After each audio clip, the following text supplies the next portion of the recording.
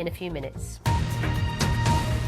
Now, you may well be aware that President Trump does love Coke. He is partial to a Diet Coke. Apparently, he uses the presidential call button on the Oval Office's Resolute desk to summon up his beverage of choice at any time of the day.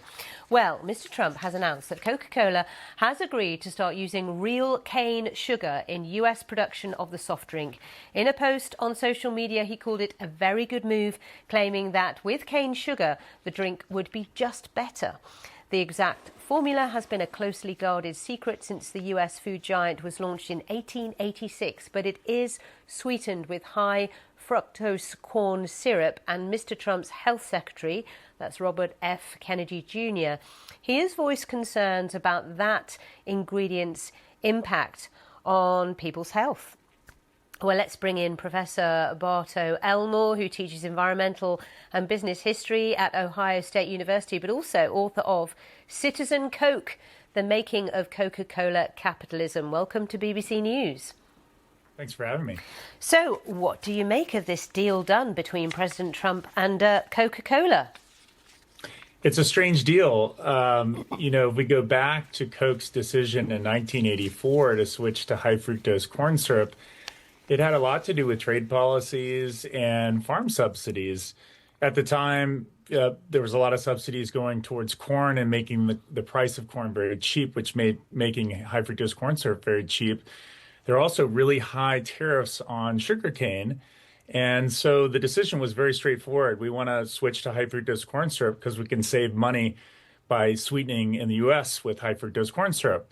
Internationally, though, the bottling contracts going back to the 1920s for Coca-Cola basically have a sugarless concentrate so that bottlers overseas have to find the sugar that is cheaper in those local areas, which is why in Europe you might have beet sugar from beets in your Coca-Cola, or in Mexico you might have sugarcane because policies there are different. So it's a bit odd that Coke would feel this pressure because I think economically they'd say, well, high fructose corn syrup makes the most sense in the U.S. So we'll see what happens. So it kind of goes against what President Trump's strategy and his whole mandate is all about, which is let's do this in America, keep it in America. We want to really inject life into American manufacturing. Would Coca-Cola now have to get the cane sugar for their Coke sold in the U.S. from outside of the U.S.?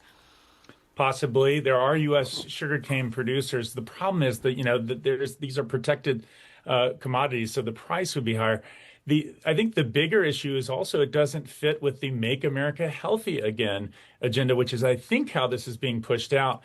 I don't think there's going to be blowback on the taste change because in 1984, people really didn't complain about the taste being different from sugarcane to high fructose corn syrup. I think the blowback's going to rightly come from public health officials who are saying whether it's sugarcane or high fructose corn syrup, this is not going to make America healthy again. 39 grams per 12 ounces, whether it's sugarcane or high fructose corn syrup, this is going to create really bad effects for people, whether it be diabetes, obesity, and other issues. So I think it's really not in line with making America healthy again, which seems to be another component of the agenda here. As you say, it's an interesting move on the part of the president, and we shall see how this plays out. Thank you, Bert, for giving us your take on Bart, even on all of this. Again, we're looking at that in detail in business.